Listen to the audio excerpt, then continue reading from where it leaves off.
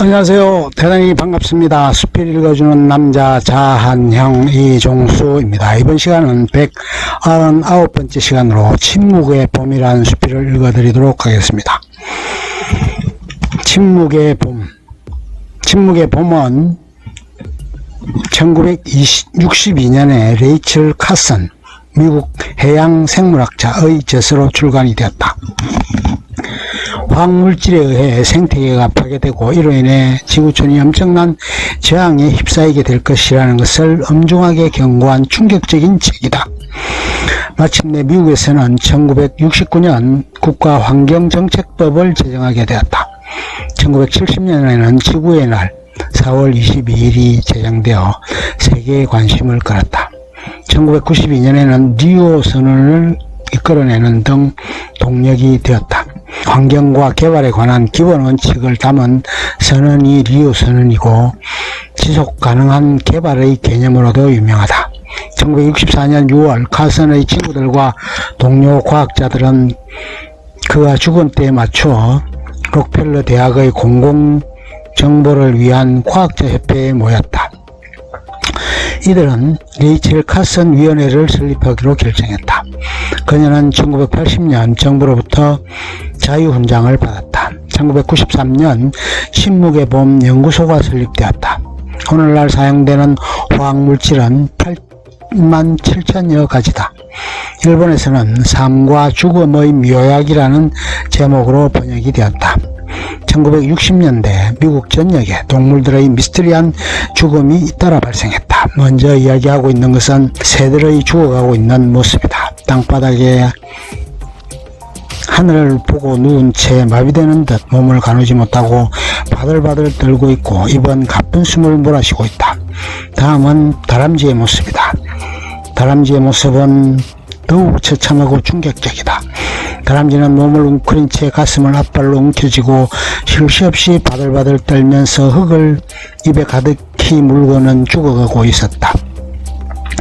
봄을 알리는 가장 큰 시그널로 새의 울음소리가 있다. 이제는 우리가 이들의 새의 울음소리를 듣지 못하는 봄을 맞이할 수 있다고 저자는 경고하고 있다. 70년 이후 50년간 죽은 새의 수는 30억 마리이다. 70년에 비해 29억 마리가 감소했고 29% 수준으로 감소했다. 이와 같은 생태계의 파괴의 주범으로 꼽히고 있는 것은 화학물질 DDT이다. 이는 1874년 독일 화학자에 의해 발명이 되었고 본격적인 상용화는 1939년부터이다. 이런 화학물질에 포함되어져 있는 것이 사이프페트린, 델타페트린, 페니트로티론, 에토펜톡스이다. 본래 화학물질 살충제를 발명하게 된 것은 2차 세계대전 때 생화학 무기 독가스를 발명할 때 변형된 형태로 발명이 되게 되었다. 그러던 것이 화학물질로 살충제, 살균제 등으로 발전되어 갔다. DDT는 이를 박멸할 수 있었다. 이는 동물이나 인간의 몸에 기생하면서 병원균을 전염시키는 매개체였다. 우유 1리터에 100만 분의 1에 해당하는 것이 1ppm이라는 부분이다. 여기에 근초가 있다고 하자. 그곳에 DDT를 뿌리면 그것을 속아 먹게 된다. 그러면 소를 검사하면 7ppm의 DDT 성분이 검출된다. 이후 소의 젖을 검사하면 그것에서 3ppm이 나온다. 그런데 안타깝게도 그 우유로 만든 버터를 검사하면 65ppm이 검출된다. 우유가 지방화가 진행되는 가운데 DDT가 정폭된 연유 때문이다. 화학물질이 우리 몸에 흡수되게 되면 결국 우리 장기에 손상을 가져오고 치명적인 영향을 미친다. 신장, 갑상선, 생식기, 고환에 축적되면 백혈병 등의 질환을 유발시키게 된다. 미국 캘리포니아 주에는 클리어라는 호수가 있다. 이곳에는 평화롭게 낚시꾼들이 낚시를 하고 고기를 잡고 있다. 그런데 이곳에서 시가는 것에 깍다귀라는 벌레가 있다. 그들은 날아다니는 벌레 깍다귀가 귀찮으니 민원을 제기한다. 주정부에서는 처음에는 7천만 분의 1로 희석해서 DDT를 살포했다. 그래도 조금 깍다귀가 남아있는 것을 제거하기 위해 2차적으로 5천만 분의 1로 희석해서 뿌렸다. 그리고 3차적으로 또 살포하기도 한다.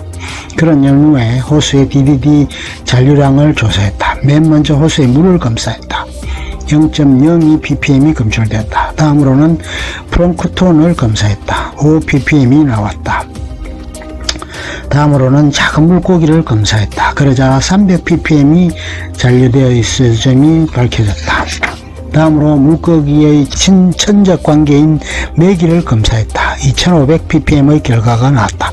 최종적으로 농병아리, 오리와 비슷함을 검사하니 16,000 ppm의 잔류량이 나왔다. 다음은 앤드린에 관한 내용이다. 한 부부가 베네수엘라로 이민을 갔다. 두 부부는 2살 난 아기가 있었다. 집에 바퀴벌레가 나오자 앤드린을 사와서 뿌렸다. 그리고 바닥을 청소하고 환기를 시켰다. 처음에 반응한 것은 개였다. 강아지가 구토정세를 보였다. 그러다 시름시름 앓다가 죽어버렸다. 그날 밤 10시가 되자 아기가 구토정세를 보였다. 그리고 눈을 멀고 귀가 들리지 않게 되었다. 결국은 식물인간 상태가 되었다. 다음은 알드린이다. 느릅나무에 딱정벌레, 외콩, 풍뎅이 등의 해충이 번식하게 되자 느릅나무가 고사하는 일이 생겼다.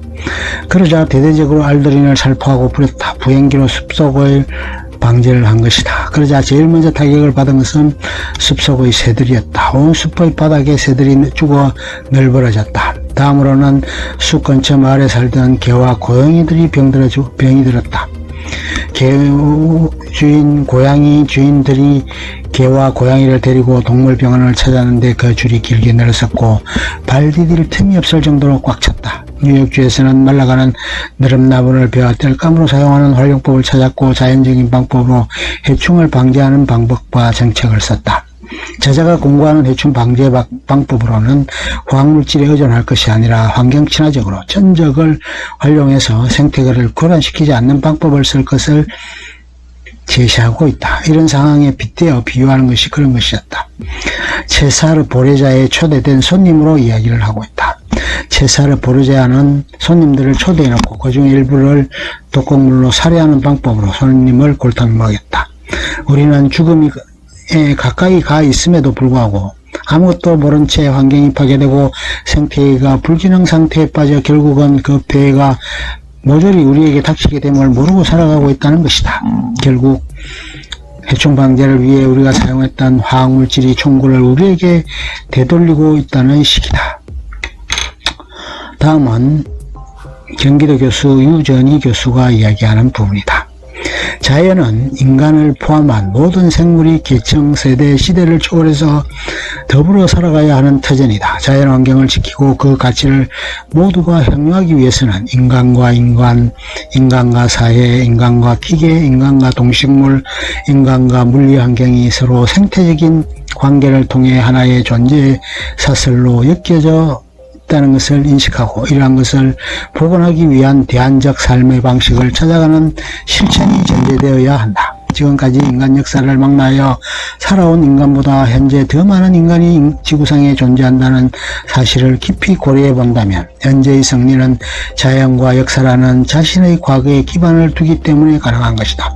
이처럼 자연을 포괄적 역사 발전의 일부로 이해하지 못하면 이 시대의 본질적 특성을 이해하지 못하는 것이다. 끝. 좋으면 좋아요, 구독 눌러주세요. 감사합니다.